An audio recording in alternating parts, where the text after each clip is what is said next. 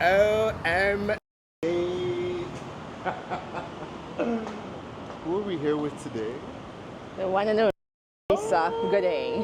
Oh my goodness. Resa, it's how we have been seeing each other online for years and years and years. And now we just randomly. I know. Thailand of all places? Bangkok.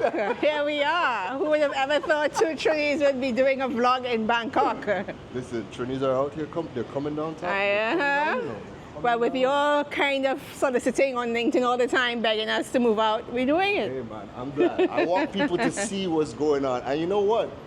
We're actually starting off at a place called True Digital Park. And True Digital Park is like, it's just this amazing ecosystem for commerce.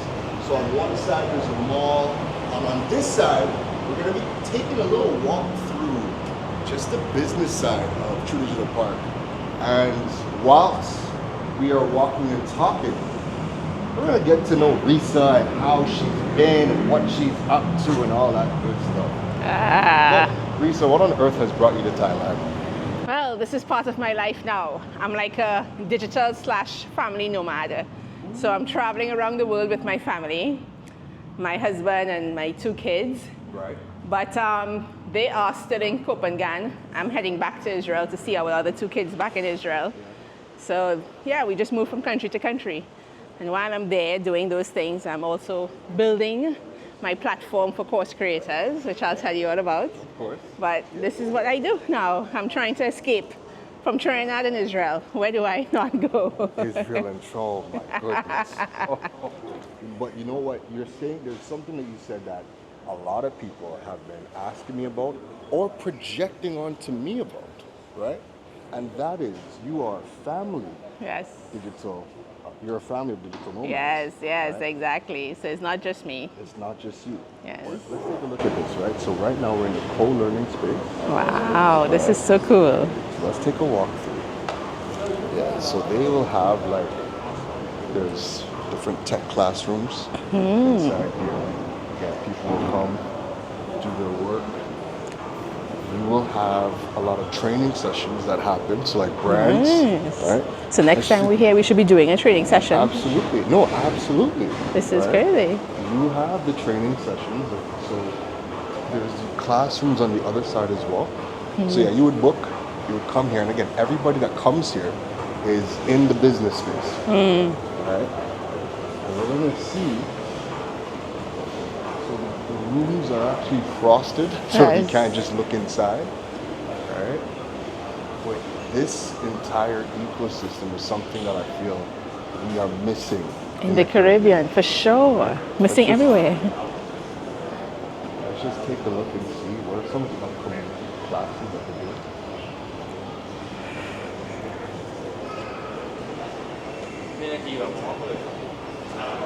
Okay. So you book, scan your QR code and book, and this is classroom 1. Nice, and you can have your sessions in here. You have your sessions in here. Keron, next time I'm in Bangkok, we're having a session, okay? No, we absolutely should. Doesn't it feel like a dorm? Yeah, it does. Wow.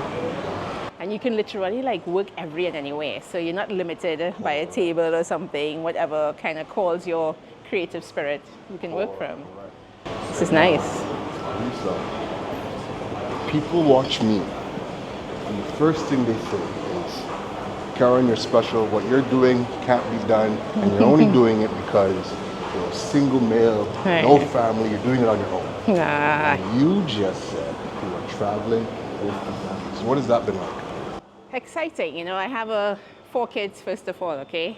So I have a 24-year-old son, a 20-year-old son. These are my bonus sons from my present relationship. Bonus sons. Exactly. And then I myself have 2 kids, a girl who's 14 and a son who's 8 years. Yeah. So my 14-year-old and 24-year-old says, leave me in Israel. I'm not interested in your world trip. So they did not join us. But our 20-year-old and 8-year-old is with us.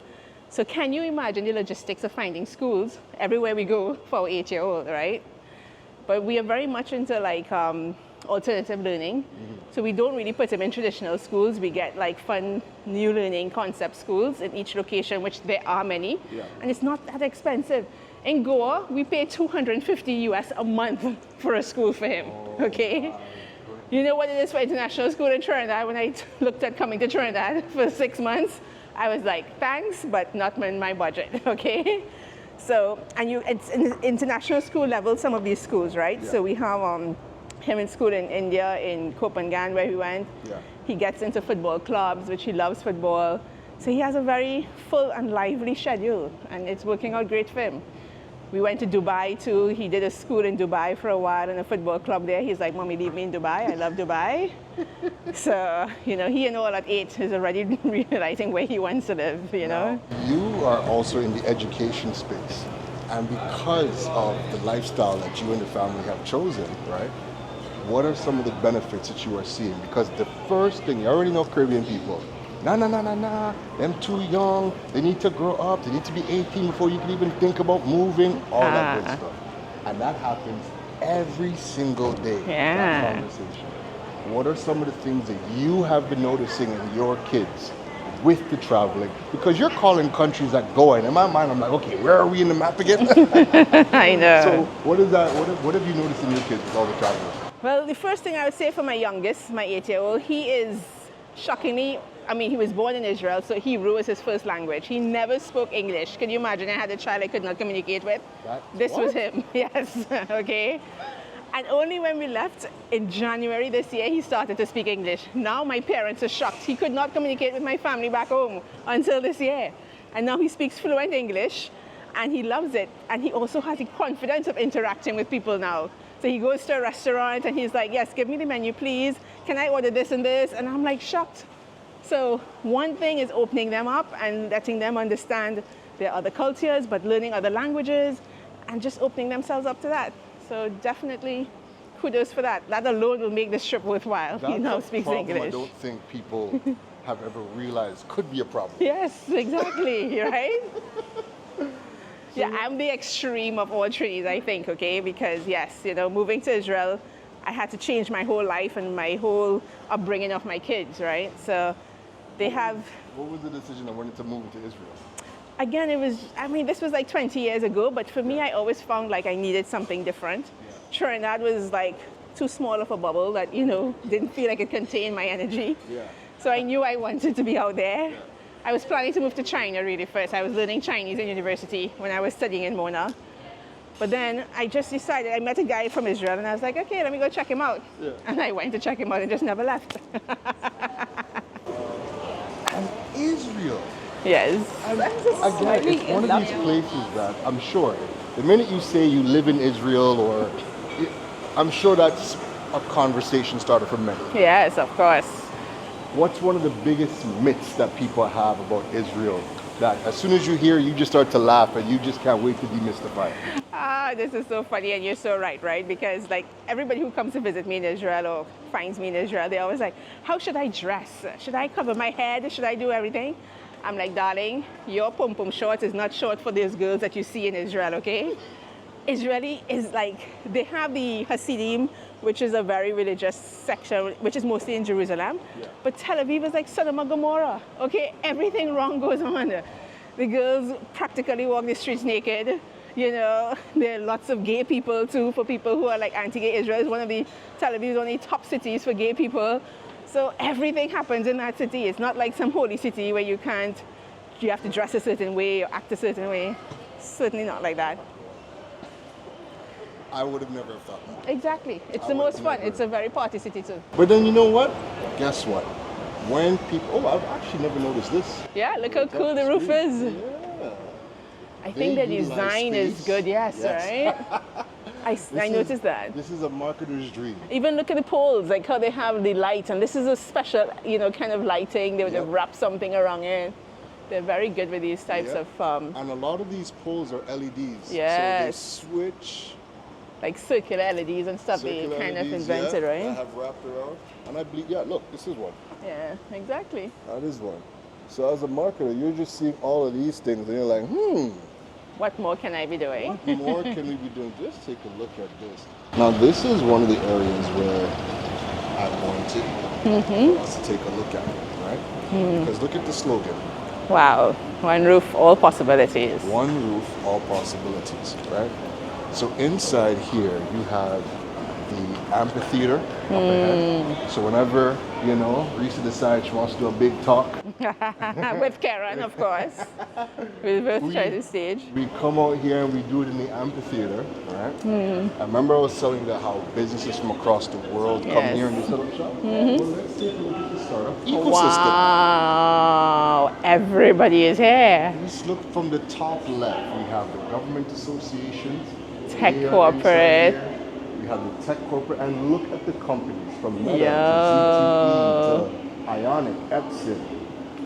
Right? Wow. We have the academies, and this is why they say everything under one roof. So they brought the government, they brought the tech companies, education, the VCs, the startup support services. Nice. Right? All of this is under one roof. This is why they call it the True Digital Park ecosystem. Yeah. I see no CRM systems here really if I'm glancing, so Lyndon has some work to do. Come to the Bangkok, Lyndon. You can have set up a HubSpot setter here. When I first landed in Bangkok, right, I messaged Lyndon. I took a picture and I messaged him, and it was a picture of me coming out of the airport, but one of the first billboards coming out of the airport was for Zoho. Oh, Zoho CRM. Is he? And I immediately was like, we're in the right place. Exactly, right? We're in the right place. They also, in Asia, I don't know if you've seen it. I don't know if you've seen it in other places. I see it a lot in China. They love to blend technology and with art, yeah. In all of their spaces. When last have you seen a library? And look, he's actually getting a book. Library. Oh my God, a digital book. I mean, a real book, but a digital kiosk. Yeah. Yes. A digital librarian. I love it. Right. So all of that. This is a library here. Nice. These are some good concepts we should be adopting and taking back to the Caribbean. Like, why don't we just come see this and just replicate it? I don't understand. I don't know. I really don't know. And again, you can build these spaces. And again, they always put in the art. And this changes. Everything. I think every couple of days they feature like a new artist. This is really cool. And this is how we could actually kind of preserve our history in a way if we do this, right? Blending tech with art. Because I always see discussions happening online about how we treat our creative people, and all our carnival artists and things like that. So much is getting lost over the years as we work. So this is a good idea to blend tech and art. I don't know how we're not doing that yet. There's a lot of talk, there's a lot of chat. But I think I'm at the point now where I think from about 2017, almost every tech event I've gone to, nothing has come out of it. In the sense of, it was a headline, right? It was a headline, it was great. The product or service that they were rolling out at the event probably never came out. Yeah. And when we start to look back at like all the tech events, almost nothing has come out. And if it did, it has quietly disappeared. Right? Even something as big as a telecoms company rolling out 5G. And then a year, 2 years later, the new CEO come out and say, there's no business case for it. Wow. Let's shut it down. Wow. How? Yes. No continuity, right? They just all have an opinion.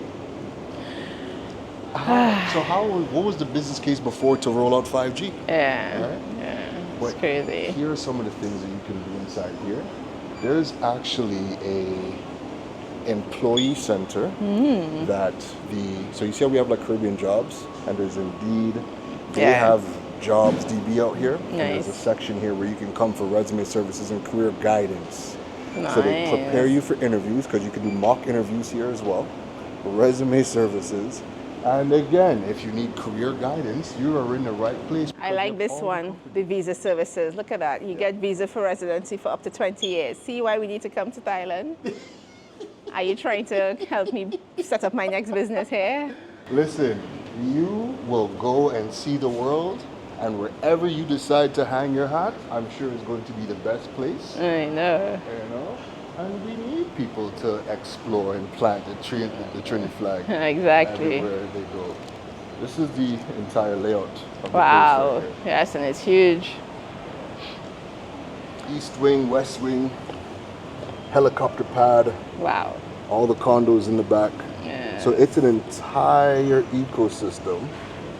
So that way, when the companies send their peoples here again, you have a place where everything is intersects. happening. Everything intersects. You literally don't really need to leave your area if you don't want to. No, you don't. You don't. That's super good. I love it.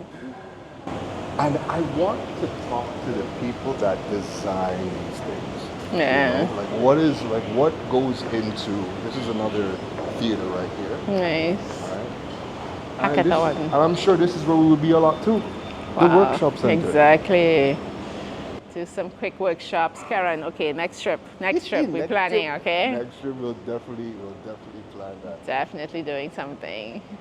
And so we can walk outside here. But yeah, this entire building is all. I must say I would love to just highlight one thing. The silence in these places. Oh. What's one thing I love about Asia, how they respect your space and no one is overly like noisy or loud, except us, because we're Trinis. But the silence is deafening. It is. And you know the funny thing is, I was hanging out with a group of friends, and I brought that point up, right? Mm-hmm. So the group it was like almost like a UN style group, because it was one guy from Trinidad, one guy from Venezuela, some Belgians, one from Spain, one from Napoli. So we're from all over the place.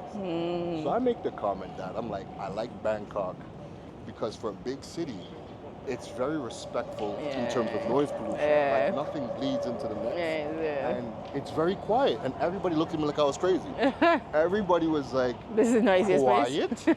What are you talking about? Bangkok is noisy. And I'm like, if this is No, noisy, okay, if this exactly. is noisy, you don't know what noisy is. Like You India, don't know for what- example, is noisy. But the minute you exit that airport, you hear all the cars honking. Honk, honk, honk. It's crazy, crazy. They don't even believe in honking. Honking Yes. is considered rude in Thailand. Exactly. So you don't hear people honking. They just give you grace. Wow. Look This at is entire nice. thing, man. And I mean, Inspiring. there's still more all the way up too. So Keron, maybe you and I will build it one day for the Caribbean. I think that would be the feel- dream. We can't leave it up to our leaders to do it. We need to do it. That's exactly it. That's exactly it. We need less people waiting to be saved. Exactly. And Let's just- just do it. But this is also why we need more people to travel. Yes. Because when you stay in and this is no disrespect to any of our countries, but when you stay in small islands, in small developing markets, there's only so much inspiration you can get. Yeah. You need to travel to see how people are tackling problems in different places and get ideas. You're right. And let's be clear, traveling does not mean shopping in the United States, okay? So the Trinis who like to zip up to Miami and zip up for Boston Carnival or whatever they're going to, that's not considered traveling. That's like literally being in your same ecosystem again. We need you to go out of your comfort zone, where you most likely will not have to meet a Trini, or you may have to look very hard to meet a Trini, like I did for Keron, find another Caribbean person, and then that's considered traveling. So if you find a bunch of Trinis immediately where you go, that's not a traveling. But you know, now that you said that, right? The first thing everybody says when they talk about Asia, when we're talking on the negatives, is one, it's too far. There's what is the Trini community like, or what is the Caribbean community like? And the first thing people will ask is, so you don't miss roti, you don't miss the. I'm like, do I miss food? Exactly, that's what you're living for. What? Like, And if you food do is learn to not- cook it yourself, Well, this is it too. It has all the ingredients. But when you're traveling, I'm not trying to eat Trini food here. Exactly, right? We'll take a walk in Yeah. the kind of circle. Yeah. I'm not trying to eat Trini food. I am trying to eat all the Thai food. Exactly. When I'm in China, I want roti and curry. No. I want Chinese. Heck, I was even at the point when I was in China, I was like, listen, I appreciate all the fine dining. Y'all need to give me some sweet and sour chicken. Y'all need to get me some of the Americanized Chinese food. I need to try that in China too, right? The fine dining is great, but I need to try some of the old Chinese staples as well. But yeah, when you come out to travel, and this is all a part of broadening your horizons as well. We tend to travel wherever a friend or family is, and then that's where we're staying. Exactly. But on the flip side, Resa, when you don't have the Forex, True. True. Point made. That's why they need to be taking your advice on LinkedIn, Keron, so they can expand themselves internationally. Like I noticed a lot of the videos you're doing lately about how you monetize on YouTube and stuff. Trinidadians have a lot of good content. I see a lot of people putting content out there, but they don't understand how to monetize it. So implement some of your tips, get the Forex, and leave and travel and do things, you know? You're not just there to get likes and views. But that's what they want. Exactly. They don't realize the power they have in their hands. And ultimately, that's the biggest problem, is that we can all sit here and talk about crime, and talk about what the police need to do from what they should do, shouldn't do, whatever. But crime is just a symptom. Exactly. It's just a symptom. We're not talking about how are we going to get these people opportunities. Yep. So that those who want to earn money, those who want to generate their own global opportunity, those who want to earn a higher currency can do that. But we don't seem to be taking that approach. I don't know what the approach is. I don't think anybody can tell you what the approach is. But I think it's simple, as Mahatma Gandhi said, be the change you want to see in this world. And you know what? That's all we could do until better could be done. That's it. If everybody just does their best, this is what makes the country better. Nobody's asking you to do more than you can, you know. They're just asking you to do your best. Do something that uplifts you. Do something that changes you and your life and your family life. And then that will spill over to the rest of the economy. Oh my goodness. Now, for you, when you were building your business, you co-founded Cacao Media. Yes. Talk to us about that. Yeah, Was that the first business that you started? It was my first 7-figure business. I always, I have a friend, Jamila, she always reminds me of how many businesses I had in my lifetime because I was always entrepreneurial. Yeah. But it was the first business that grew successfully while I was in Israel. And I really grew that out of desperation because I didn't want to work for anyone. Israel culture is kind of like a Trinidad culture, but worse. When they pay you, they own you. So you could never disappear from the offices. You work like 20-hour days. Yeah. But the sad part, you and I know now as an entrepreneur, now you work 30-hour days. There's never like an end. So I thought I left to work less, but I ended up working more. But the goal was, I started that agency as a HubSpot agency. Yeah. I was just serving startup clients and things. But I would like to share, one thing people always ask me is how did I become successful in that? And it's really, I always share my secret sauce was finding the problem to solve. The problem to solve is not that people want CRM systems. Nobody wants another system in their workforce. But what they did want was better reports. So that was what I was selling. I'm going to help you get better reports. And because you have HubSpot, you don't have HubSpot, I'll show you how the system could tell you what your sales teams are doing better, what your marketing teams could do better to have more conversions. And this is what got me popular. It wasn't because I was just selling how to implement HubSpot, Yeah. So, Question, Did you eat us yet? Sorry? Did you eat us yet? No, I didn't, and I'm hungry, and I want the best food that you're going to tell me what to eat, okay? Are you trying to You are my tour guide. Are you trying to eat healthy? Are you trying to, what are you Today I'm on a cheat day, so whatever Keron feeds me, I'm eating, guys. Except Keron, I don't eat pork and I don't eat seafood, okay? So no shrimps and no seafood, but we can do everything else. All right, let's go find some food. Yes. So we came out to Lumpini Park.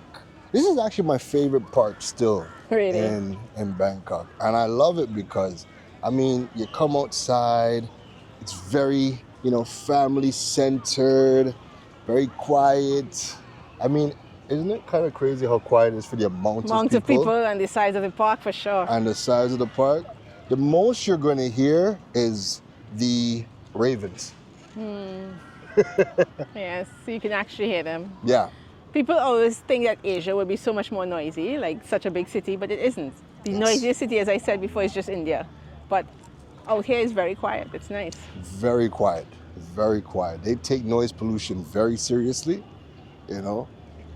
But there's a lot to do in this park. So they have like a skate park, they have basketball courts, they have outdoor gyms, they have a multitude of like big ponds that you could go and you could jump in like a rubber ducky or a goose or a swan. Nice.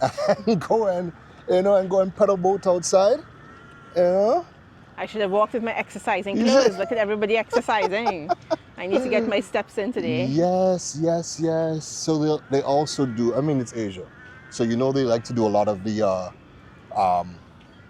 Tai Chi and the exercises and stuff. So they do all of that in the park as well. Nice. There's always classes. And then they have the outdoor gyms as well. So, Nice. When last have you seen them ravens are huge, Yes. In Ireland, if you're eating something, they would usually come and take it out of your hand and run away with it. So you can't eat in public in Ireland. It will be very hard. I keep on wanting to see one of them actually do it. Yeah. But they kind of just... have a packet of chips in your hand, you'll see how fast they will come for it. They are fast. They are quick. Now, when you are building your business, right, Resa?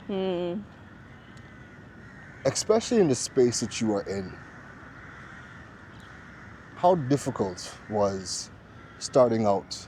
Because your business is pretty much all digital now. Yes. Right?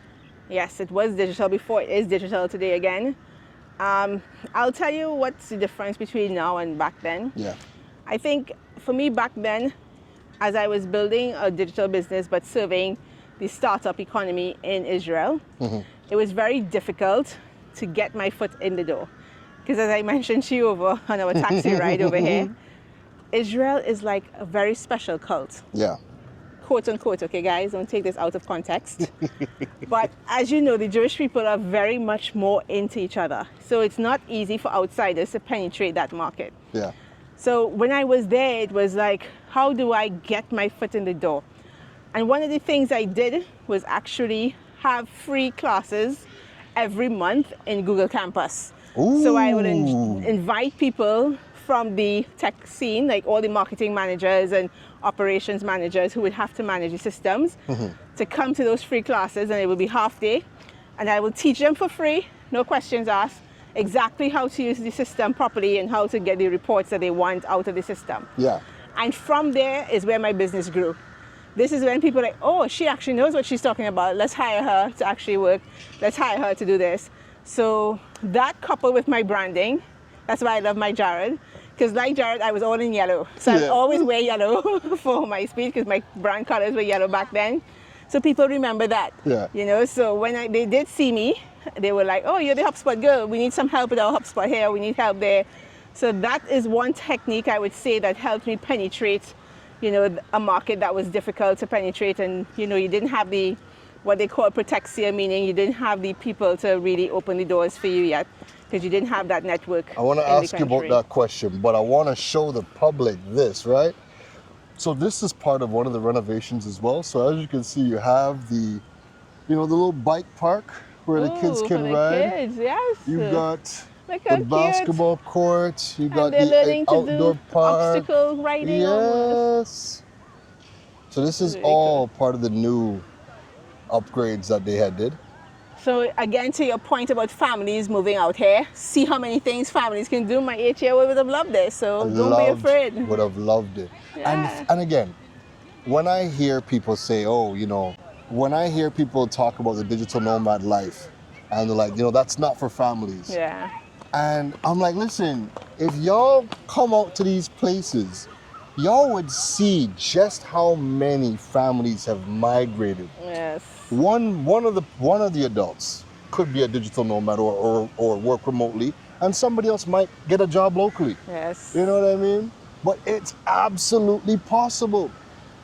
Absolutely possible. So what I wanted to ask you, because when you say things like you want to do a free workshop, you might as well cost Caribbean people. Because what you mean you doing free thing? Yeah, I know. What is the strategy when you are doing free events? What is the strategy for it to make sense for your business? Well, again, the whole point is about branding, right, and visibility.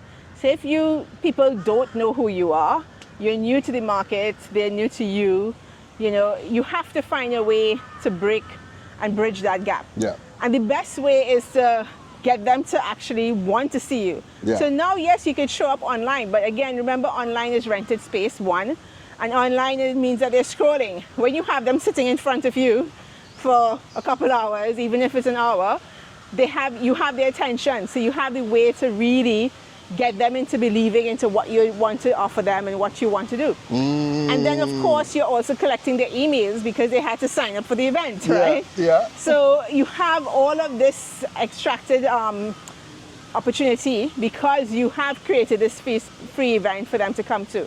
Now, again, I'm not saying to always do everything free, but I do think in some cases like this, an event that is free made sense because you were teaching people something and you needed to get visibility in the market. So this is where I think that was a good technique, and I would suggest for anybody like wanting to grow their visibility quickly to do it. Let's take a pause for the card. Remember I told you? Look at alligator! OMG! Keron, what are you doing to me? Ladies and gentlemen, for the record, those are the Asian water monitors. Oh my God. All right. Those are the Asian water monitors. Do they like bite? They're wild. And whilst they're the smaller cousins to the Komodo dragons, they don't really do anything. They kind of just will take food from you. And as you see right now, they're chilling. People, kids are all around them. So it's not really like an alligator. I just got shocked when I saw this swimming thing. Wait till they come outside and you see how big they are. OMG. Look at the size of that. All right. So this lady is feeding the crows. I'm afraid for the crows. Look at this fish right here. Yes, and these fishes are huge. You see the fish? Yes. Look at the size of those things. You don't know if you bring Caribbean people here, they're fishing and they're cooking on the spot. I know, right? They will even cook the Komodos if they have a chance. Yeah. This is nice. Interesting, but yeah. Next life. So she's feeding them. That's so cool. I feel like Resa wants to get close for a picture with them. You want to get close to a picture no, with them? No, thank you. I love my life, no risk.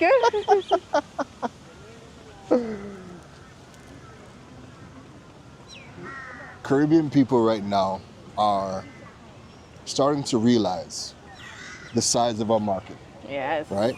As globalization happens and new skills are coming on board and people are either migrating for opportunities or they don't have to migrate. Now they can just work remotely for companies around the world. Yes. Right?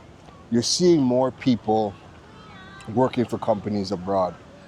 Why is it important for people to start thinking about building digital first businesses in today's day and age? Listen, if you're not building a digital first business, it's best you just bury yourself in the sand. Because how do you expect to exist in the next few years knowing all the types of technology that is coming on space in the next couple months, and that is already here, right?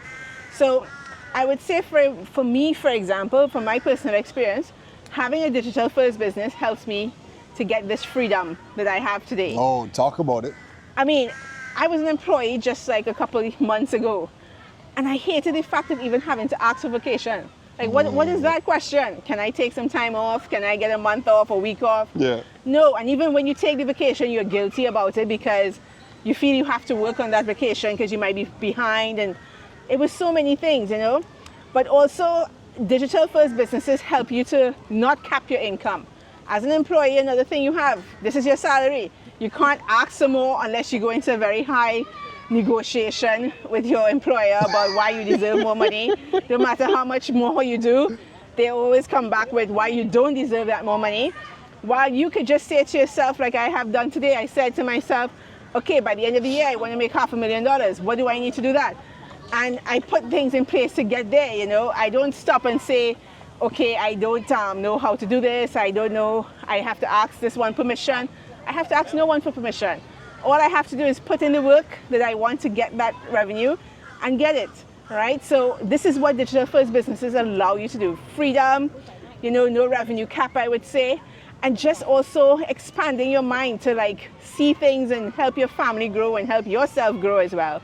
So now, when we talk about digital businesses, we always tend to talk about like the actual business itself. Talk to us about being a mother of 4 children. What does having a digital first business mean for you as a woman with everything that you do for your kids and everything that you handle, right? What does having a digital first business do for the lifestyle that you are creating for you and your family? Well, the first thing is that my kids become my employers, right? And rather they're my employees, I am the employer. But the point is I get them to actually work for me. So my 14-year-old daughter, she loves Instagram. So what is she doing now? She's helping me run my social media platform, right? So my point is, with a digital business, you actually kind of bridge the gap with them, because even my son, who's 20 now, he's a musician, he's blowing up, he's getting other gigs, he keeps asking me questions all the time. How do I grow my Instagram? How do I get more followers? So here it is, you have a way even to do something with your kids, right?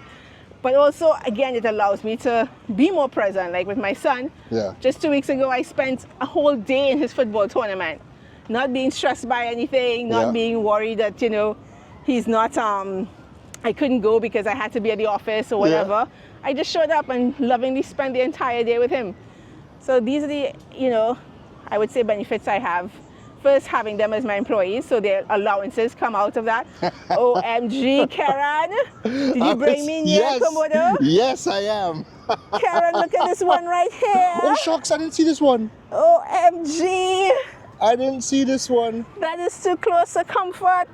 I was looking at that one. Oh my God, there too. This is a baby. Look how huge this ones are. Look at this one.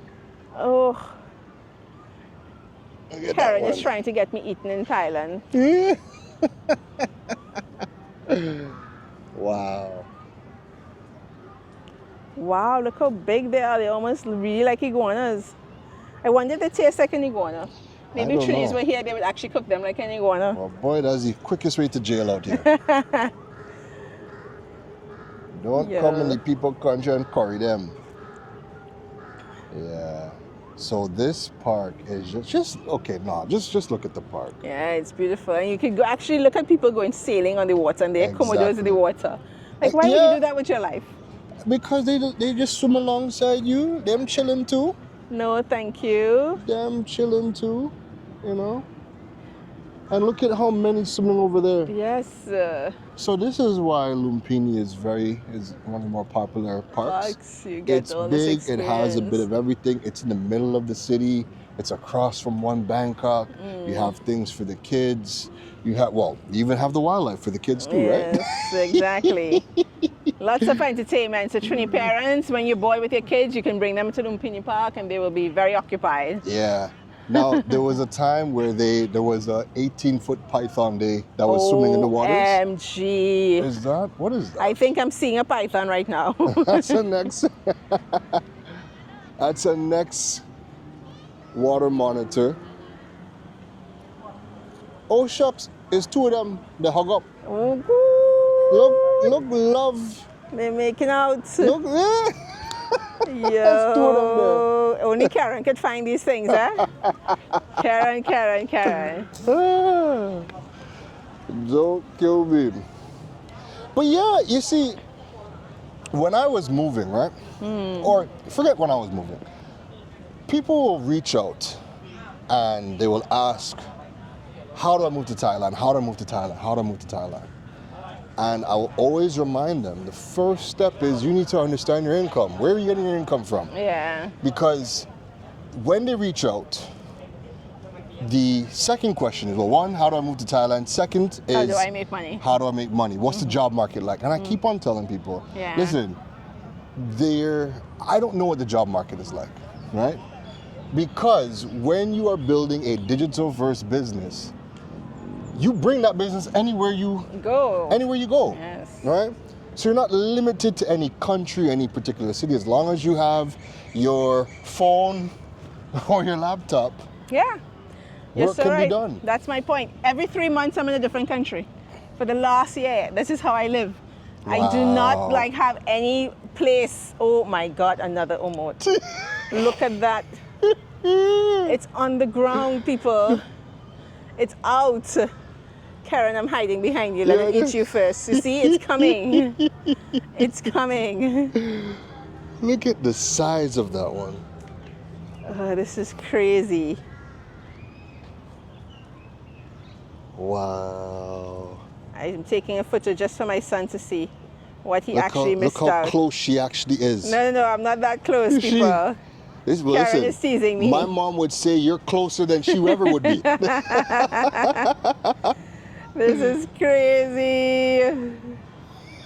No, it's coming towards me now, which is not fun. Look. Yo. This is what Keron did to my life, people. And look at the size of that one. Yes, I'm looking like a huge. whole little crocodile, eh? He's so tired. He's like, leave me alone.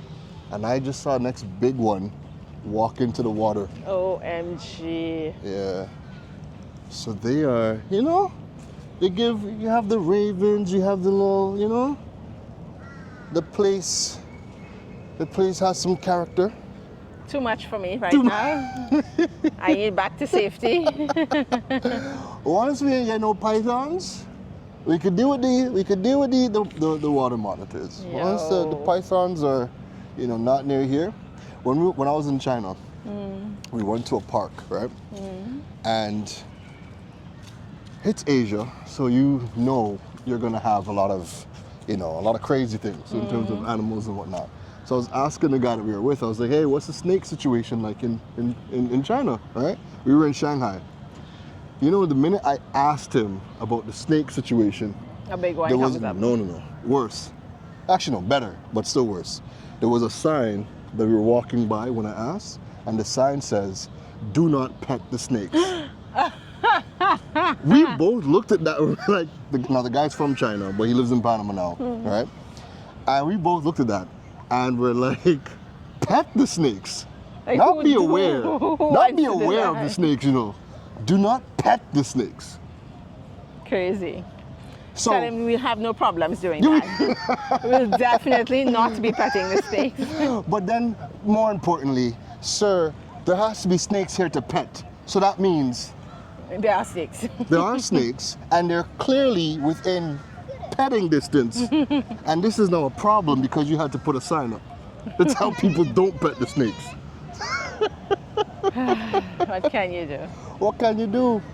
But yeah, so when people are reaching out and they're asking about what are the job situation like, people don't realize that, I'm not saying jobs are a bad thing, but if the only way you understand how to make money is through a job, you are now limiting yourself from all of the opportunities that are available to us now, because you don't need a job, you need income. Yes, exactly. And that's what people, I think, often confuse money with. Like, how do you make money? They only know right now how to get a job. We are all factory workers. We know how to... You can trade time? Trade time for money. But we don't realize that, as I said earlier, that puts a cap on what you can actually earn. And the more you think of... And again, not everybody could be an entrepreneur. We understand that. But I also like to think of it as a side hustle. Our parents and grandparents were very good at that. Absolutely. They were always doing something at the side, right? They were always trying to find ways to make extra income.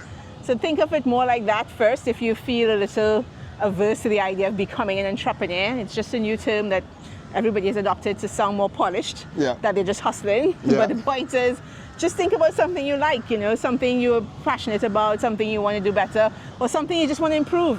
Like we spoke about over lunch, probably Trinidad does need more bakers and bakeries, but it needs better service. So sometimes just figuring out, like, how do I elevate an experience for someone coming into this space? What can I do differently? Or even offering that as a service to some other existing bakery could make a difference into how you actually earn money. So I think this is where we have to learn to become creative. Nowadays, we have everything at our disposal to come up with something different and new to make money. It doesn't have to be an idea out of the box. It doesn't have to be the next tech company, but it could be something simple as everybody's coming to St. Mary's Bakery for bread. How do I make this into something different? And ask St. Mary's, not even hire me, just let me do the experience. And for the extra money that you make, I get a cut out of it. That's it. Now you are in the tech space and you are in the business of teaching, which means you always have to be a step of everybody else. Yes. One of the biggest pushbacks I get when we're talking about upskilling and upskilling into digital skills is people will say they just don't have the time. They have kids, they have a job, they don't have the time. 4 kids, digital nomad, you're traveling, you are working and have been working with one of the biggest companies in the world in HubSpot. How are you staying ahead? How are you finding the time? Let's start with that. How are you finding the time to continuously upskill, continuously learn, and it's tech. So you not only have to, because what we tend to be good at is being book smart. We could read and we can regurgitate, but we don't actually implement or test or put things into practice, which is why too many people today across the region, we can talk about things, but there's no evidence that the things are actually happening. Right. So for you, how do you find the time to not just learn, but then you got to go and test, implement, so then you can come back with the results and then kind of teach from that? Yeah, very good question. And first of all, I must say I meet a lot of people who don't even spend time learning, right? Oh. So let's start with how do you learn? First of all, it's not that you don't have time, it's how you use the time you have.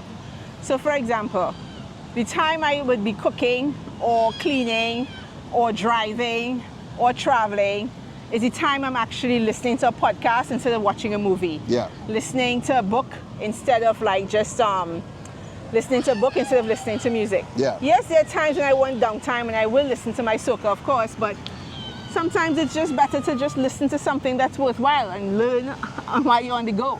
Sit down at the doctor, you can listen to a podcast in the waiting room, or listen to some YouTube stuff that you like that will teach you something. So that's one thing I would say to do when you want to learn. Figure out where your dead time is and turn that into learning time. This is a lovely park. I tell you, it's one of my favorites, man. Yeah, he did say it was better than Central Park, people. And Yeah. It's actually better than Central Park. Absolutely. There's wildlife to see. There's things to do, there's wildlife to see. It's just like I said, it's just peaceful. There's a lot happening. I said peaceful usually. I'm sure that But kid is Trini, don't worry. No. Oh my goodness. What do you feel like are some of the skills that people should be taking a look at right now? Because there's a big conversation that we've been having. Shout out to Jared. We've been having this conversation about the pivots with respects to degrees. Understanding what industries need degrees, understanding what industries do not need degrees. They need skills though, and you have to go and learn the skills, right?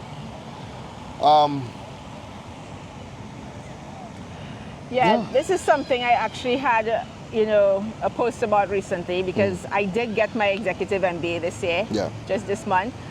But again, it took me like 20 years to decide to do that degree because I needed to know how exactly was I going to use it. Yeah. I didn't do it just to get a promotion somewhere. But I did it because in building my second business, I realized the mistakes I made in my first business could have been avoided if I knew certain pieces of information. Yeah. So like I'm weak in finance. I left my finance to my co-founder to do. I wasn't interested in learning anything about how much money I'm making, how is it going out of my account. I was just like, figure it out, I'm just gonna make the money. But I spent a lot of it, right? So how do I do better tax planning? You know, as a business owner, you don't want to be giving all your money to the government. So how do you figure out to do better tax planning is also important. So this is why I did the executive MBA, to learn those aspects of the business mostly. So to your point, yes, I would say when you're trying to figure out where to pivot to, come back to again what it is you like and find the areas that you need to improve on. Now, I am one of those people who don't believe in knowing everything and getting too granular into the things that you're not passionate about. So for example, finance is not my thing. I don't want to become a CFO, but I need to have an understanding, a basic understanding of it in order to have discussions with my CFO. So this time around, I did hire a CFO, but I'm like, okay, how do I, when he's talking to me about my balance sheet and my income and my profits and, you know, operating expenses, how do I actually relate to those statements and know what he's talking about to know what I need to do, right? So this is why it was important for me to know it. But he's going to do the granular information. So when you ask me again about the skills that are needed, OMG. Oh my God. No. Are we in the jungle? We are. Oh my goodness. That's all Komodos, fishes? Those are fishes, but those fishes are huge. Yeah, they're huge and fishes. I'm sure the monitors will start to swim over just now. They look like cascadoras. My goodness, yeah.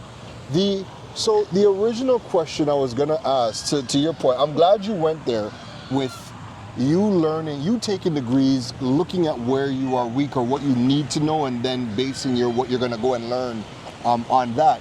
But in the tech space today, what would you say are some skills that people should some skills I think they should know is mostly around, of course, AI, right? Again, nobody's asking you to become an AI chatbot expert and build an AI expert, but you need to know the basics of how to use AI for different aspects of your job. Yeah. Like sometimes I talk to people in Trinidad, or even not just in Trinidad, all over the world, who still don't understand how ChatGPT works. And again, that comes from a space of not even understanding how to ask better questions, right? Yeah. So this is what ChatGPT is there to teach you, you know. It's not to give you the answers, but it's here to help you ask better questions. And that training by itself helps you to understand the skills you need for your next position, because a lot of people don't realize what makes a good leader is not that he knows all the answers, is that he knows how to ask the right questions from the people who he has hired. And that's what you need to develop. So I would say don't think about tech all the time and think about it, but think about those creative skills that we are losing, that we should get better at, because this is what will help us to take it to the next level. Because yes, AI tools will be able to do most of our work, but AI tools still will not be on the ground to be reactive immediately to something that we need to prevent or improve upon immediately if an accident or not just an accident, but something happens in your business that you need to pivot to quickly. So you need to be there to get the information, analyze the information in real time, and then use AI tools to enhance what the possible solutions could be, but you have to know how to ask the better questions. Absolutely. So it goes back to critical thinking and critical skills. This is what you need to develop as you go on to this whole AI and tech world that we are seeing today. If I hand you a sword right now, could you use it proficiently? Exactly. Of course not. I'm not a sword expert, right? People need to understand that these tools are only as good as the people that wield them. Exactly. Right? When you're looking at tools like ChatGPT, Sam Altman said it best. And he said that people are treating the AI tools like it's Google 2.0. Yes. And he's like, these are thinking partners. He's like, if you want to get the best out of any of these AI tools, treat it like you're talking to a human. Exactly. I totally agree. And once you start to talk to it like a human, that's when you get the best responses. You get the most accurate, and then the next thing is too, right? One thing that we have somehow categorized these AI tools as is people just use it in the Caribbean as tool, basically Google, just a place to get answers. Yeah. And then because of, obviously there is the AI tools are prone to make mistakes, right? That is what they would use to say, no, the AI tools aren't good, or we're not going to use them because, they make mistakes. How do you know that this is correct? First of all, if you're using it as a thinking partner or as a partner in executing things, I don't ever ask it to think for me. I'm asking it to analyze. I'm asking it to crunch things that would take me hours to do. Yeah, exactly. Comb through data. You could give it a 1,000-page PDF. And it will summarize it and fill out the Summarize insights. it, or I can ask all the questions I need about it to fully understand. We're not using it on these things. Let me not even talk about automations and CRMs and so, and we were saying this before, and I really believe it. As much as we can talk about leapfrogging with technology, we are underprepared because we did not grow with the technology. So as you would know, Web 3.0 is an iteration. It's not anything brand new, it's just building blocks. In order for AI to work great for you, you gotta be indexable. It's pulling information from somewhere. Yes. Mm-hmm. Who puts the information on Google for Google to find? It's us. Us, exactly. So we say things like, the tools, Google, AI, they don't have Caribbean information. It's because you haven't created it. Yeah, that's a good point, for sure.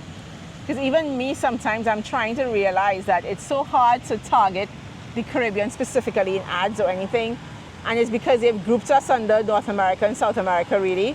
Because we don't have enough information and content out there to have our own category. And that is 1,000% mental. Yeah. Because we believe in gatekeeping information. Yes. So because we believe in gatekeeping information, we're not going to create public information to edify the public. Yeah. And then when we do, we don't believe in SEO or anything else. Or even a website.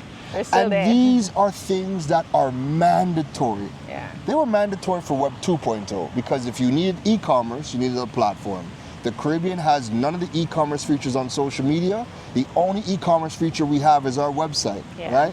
That is a nuance that when Caribbean people are looking at content online, if you don't have the discernment to know that this person is speaking specifically to an Israeli market, because there's things you can do in Israel that you can't do. There's a reason you're registered in Cyprus. Yes. There's a reason you are using the globe and figuring out whose strength is over here and how can I leverage this to go. We across the Caribbean don't believe in that and we don't think like that. Exactly. And I think it will take us time to get there at the end of the day. But what I love about these types of conversations is it plants the seed. So I have so many girlfriends back in Trinidad whose kids are way lighter hair than them. I have a girlfriend, her son is 15, and he's already started his own e-commerce drop shipping business. I love it. Right? And he's telling her about how to maneuver his finances because of Trinidad's forex exchange problem. And he's 15, and I'm like, how come you didn't figure this out at 45 yet? But this is the point, right? So even if you feel this is too much way above you, because sometimes as trainees and even as adults, we just get this is too much information for us to implement. Don't be afraid to expose your kids to these types of discussions, and don't be afraid to share with them these types of conversations because it will spark a plug in them. And you have to remember, we are paving the path for them, really. Okay? At the end of the day, your kids and our kids are going to be the ones coming up in this system, and they need to figure out what's next for them, right? So don't just use it as, this is not for me. No, you're absolutely right. And you know what though? I was speaking at a graduation last year, and in the conversations with the teachers and the principals, one of the things that they said, I was like, this is, I don't know how to tackle this one, but it's a very interesting problem, is that you have the kids that are graduating, right? And the principals and teachers are having a hard time kind of inspiring them. Because, but the why is interesting. When you have half these kids going home to parents who are being laid off or underemployed, they're feeling the pain at home.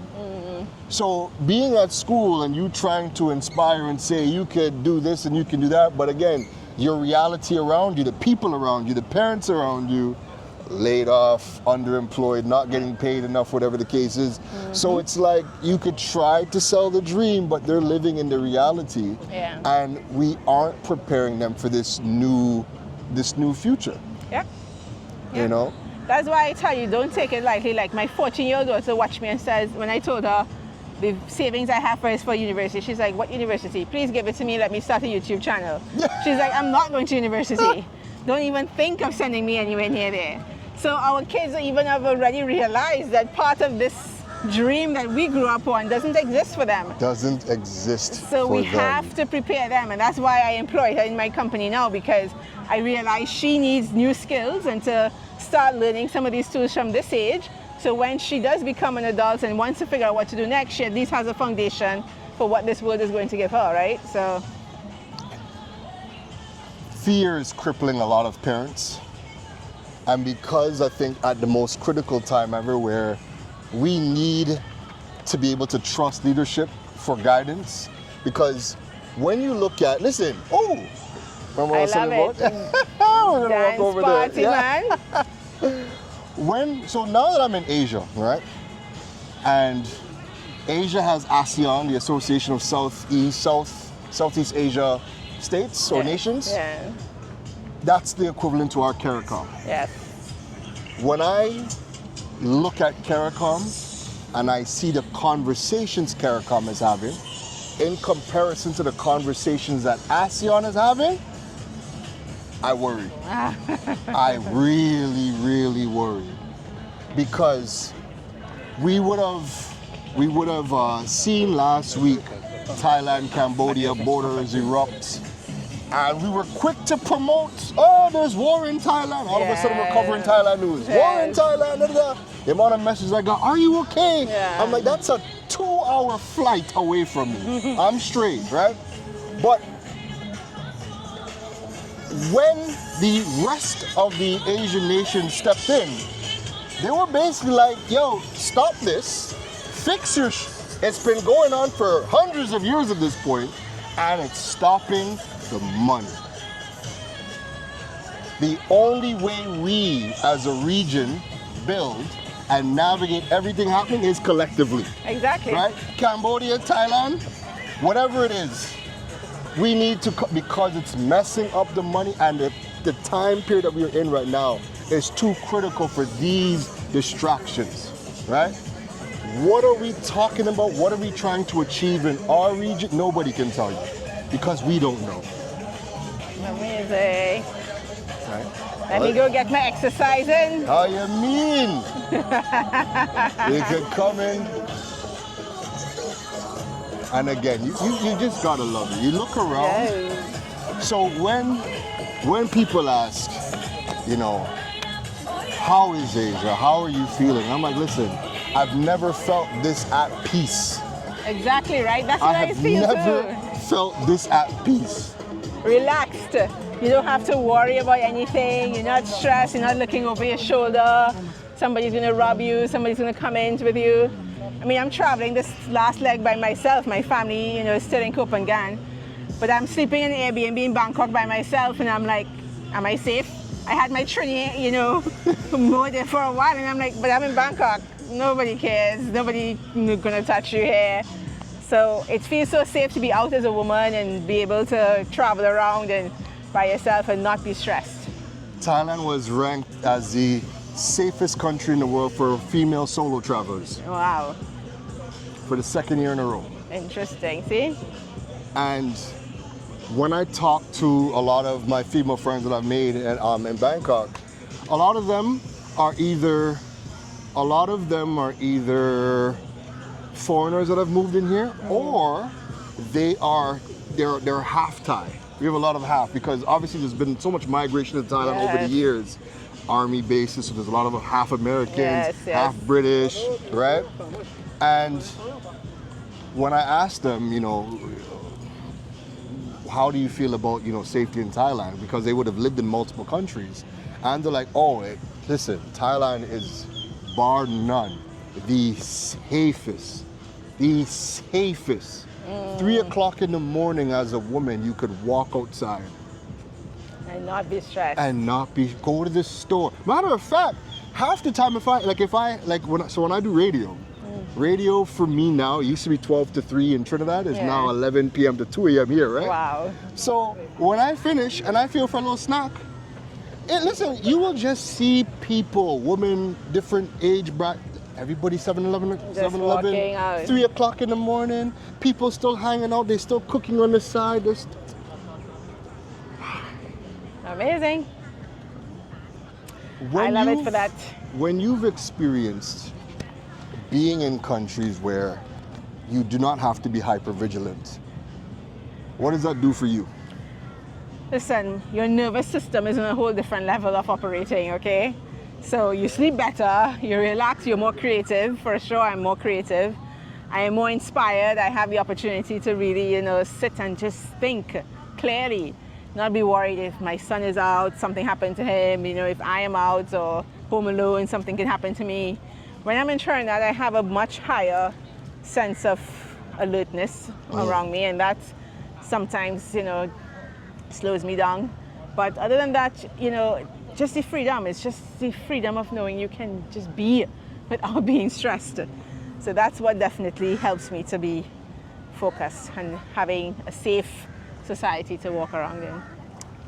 The creativity aspect is such a big thing. Yeah. Because the first time I would have started a business would have been when I had moved to Trinidad. So I've never tried to do anything other than be an employee in Canada. Yes. And now that I'm in Thailand, you already know ideas come to you whenever, however. But there is something about just being able to just go and take a walk anywhere. Yes. Right? I don't have to think about, okay, this place looks a little shady. Yes. Let me not walk over. Listen, now I'll just walk. And wherever I go is wherever I go, wherever I end up is wherever I end up. And then you just get to think. You just see things. You just get ideas. Like I'll see a QR code posted somewhere, and I'm like, why is that there? What does it do? And then just look around and see the situation. And then I realize, oh wow, this is all part of a big marketing thing happening. Yeah. But and another point I just want to make as well is we are black people walking around here, right? In most countries, like where you came from, Canada, America mostly, you have this fear as well as a black man walking around.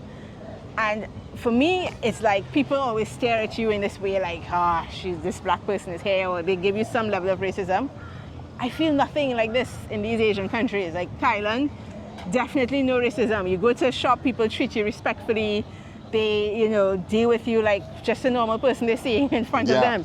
There's no, oh my God, why is she here? Or, that having this sort of turn-offness you could experience in other places. So this is why these types of places are high on my list to visit, because I really feel comfortable in my skin here, and I don't feel like somebody's watching me in an awkward way, like I don't belong. How do you feel as a black man? Oh, this has been the safest I've ever felt. Yeah. Because coming from Canada, it's Canada. We've experienced a lot. Now, our racism is not outward like, the US, where police shooting you. US, parts of Europe, whatever. Canada's a lot more subtle. But I've been in a lot of situations in my life where we were in problems simply because we were black, right? And here, another exercising group, eh? Yeah, another exercising group, yeah. Another exercising group. Here in Thailand, it really is curiosity. Yeah. So I don't really get stares. Yeah. But they ask where you're from and things like that. I'll get the kids have come up to me and they're like, oh my God, Mr. Chocolate Man, you look strong. You know what I mean? Can we probably have to walk around them? Yeah. Since we're not planning to exercise today, we did our steps. So everybody's stopping for the anthem. We're sneaking a video.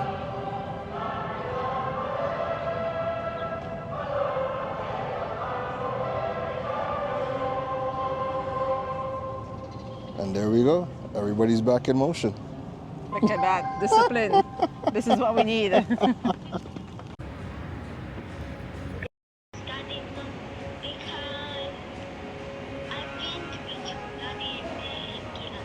But Ethan, you're a big boy, and I told you to remember when you have classes, right?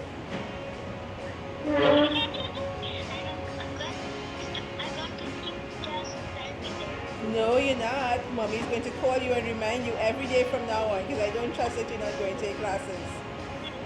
Okay? So we are now touring One Bangkok from Lumpini. Yes. She's doing a whole full day tour with me. A whole full day tour. So she got her Starbucks Stanley Cup. Oh my God, yes. Ladies, you'll see it soon. And now look.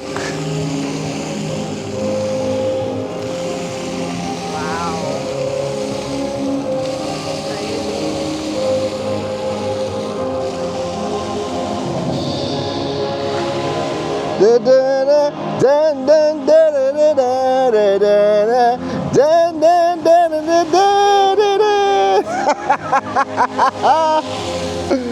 It's to rule the world.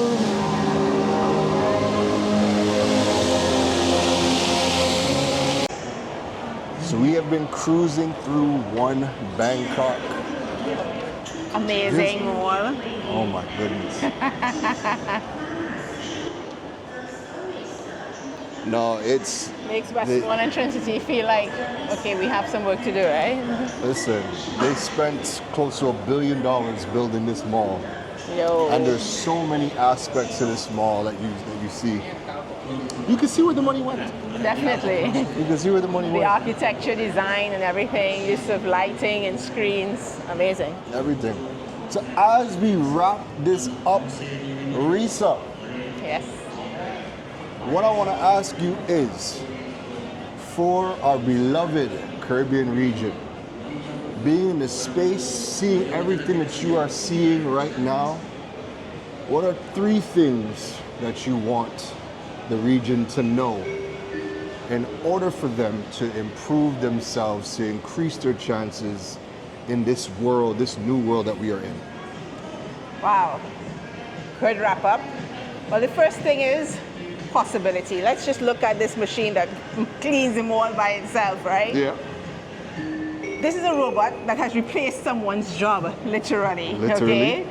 But the point is, the mall still has to exist. We still have to exist. We still have to be here. There's somebody probably manning this from some other station. Repairing it? Exactly, repairing it, everything. So don't see yourself as being replaced by a robot. See yourself as thinking, what added value can I bring to this new life or this new edition that is expected, that is coming upon us. So this is what traveling and being here has really exposed me to. As you just showed, this mall has recently been built, $1 billion. Yeah. Not everything in it is automated, so there's still opportunity for us to like figure out what added value we bring. That's number one. Every store in here is an experience. Yes, exactly. Every store in here is an experience. Exactly. Yeah. Even walking through the corridors is an experience because you always have something to catch your eye, even in the middle if it's not a store, right? Yes. So even the screens here to enhance you. So don't think of it as, limiting yourself so much. That's one. So that's one. The second thing I would say is just believe in yourself. Sometimes we think we don't have transferable skills, but you've existed for some time in this life. So you've been learning, you've been experiencing, you've been exposed to different things. So definitely there's something you have learned that you can transfer to this new experience you want. So again, don't be scared to try. As we just said, most decisions are reversible. So it's not like you have to commit to something forever. At least you can try, and if it doesn't work out 6 months, a year, go back to what you know, or try something different if you kind of go back to what you were doing before. We're scared to try. Exactly, so don't be too scared to try. And my last piece of advice is, especially I would say this for families and women especially who have kids or single mothers, I know it sometimes feels scary to think, I can't just risk everything because I have responsibilities or I have, young kids and I have to think of them. But as I shared earlier, this new world is mostly for them more than you. So if you take the risk to set them up, it gives them a head start to where they want to go next. What we did to be successful in life is not going to be the same path our kids are able to take to get success. So getting that degree, getting that, first job and hoping it will be secured for the next 30 years has disappeared forever. So your kids are not going to get that, and you have to set them up in order to be able to thrive. Because we are the ones to lead this path for them right now. If they don't see it, and if they are seeing it, please, please, please, I beg you, encourage them. Whatever path they're on, don't stop them from doing it. Once it is something that is, of course, legal and safe, but the goal is don't diminish their light and don't diminish their passion for something that is not traditional or something that you're not accustomed to seeing. Yes, yes. So when your kid comes and says, Mom, I want to be a YouTuber, say, what camera do you want me to buy for you, darling? And use that limited US you have to make that purchase on Amazon. Amazon ships are here directly now to Trinidad. Just get the camera, okay? We have opportunities today that we didn't even have 5 years ago. And I often tell my mom, so my daughter is a straight A student, right? My mom laughs because she's like, she is the complete opposite of you. But it was never that I was ever not smart. I was always one of the smartest people in the class. But I was learning things I had zero interest in. You know who's going through that problem right now? My son. Teacher's saying the exact same thing, and I'm reading it like this is my report card. Wow. Where smart, brilliant, but to get him to pay attention, you have to be teaching or talking about something of interest. Yes. So when you find kids and you figure out what they're interested in, start nurturing it. Yeah. Start figuring out what are the opportunities, and I think that's the biggest thing. As parents, even if your child comes and says, I want to be a YouTuber, start researching. What are the opportunities? How does that work? Exactly. What would he need? And when you familiarize yourself, because you're the adult, you're going to be able to do better research than the kid. Yes. So figure out what exactly this looks like, because the opportunities today are very different. And for me in school, I never could really pay attention because I was never interested in the things I was learning. But the minute I was always put in a situation where I'm learning things I cared about, I have never not stopped learning. Exactly. Same here. Same here. And that is what we need to start pushing with our kids. Yeah, because self-learning is big. No one is going to teach us what we need to know. And we literally have to go seeking that information. No classroom is going to have it for us ready, and especially for your kids. Because as you see, the teachers are outdated to what we need to know today. Oh my goodness. Just support them. Look at this. True, infinite knowledge. And you know what? This is a telecoms company. True has built out cafes. They built out learning experiences inside of the stores for people to come, almost like a Starbucks. Wow, nice. And that's a telco company, right? So everybody is moving differently. We need to start moving differently as well. But amazing. Thank you, Keron. no, listen, it was good. This was good. And I hope you watching, I hope there's at least one thing you're able to take away from all of Lisa's gems that, I want to say Resa's gems that she's been dropping. I was thinking about Lisa Marie now. Hi, Lisa Marie. Say hello to you. Bye, everybody. Bye.